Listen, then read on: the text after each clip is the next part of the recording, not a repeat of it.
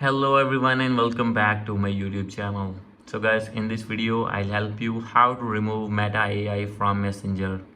So guys, if you're using iPhone or Android device and you got a new update that is Meta AI on your Messenger and now you want to remove this, I'll help you how can you do this. So let's get started without wasting any time. So guys, first of all you need to open your settings here. Click on Wi-Fi, make sure that you have connected with strong internet connection, and after this you need to go back. Now you need to click on general. From here guys, you can see the option of iPhone storage, and now you need to wait for some seconds. From here you need to find your Messenger app.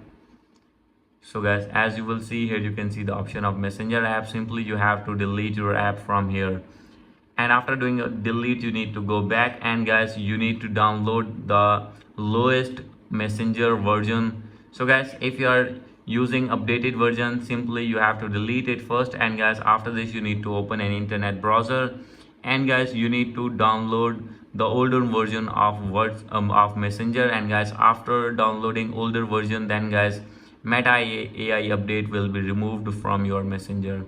So guys, hope you like this video. If you like this video, please do subscribe my channel. Thank you.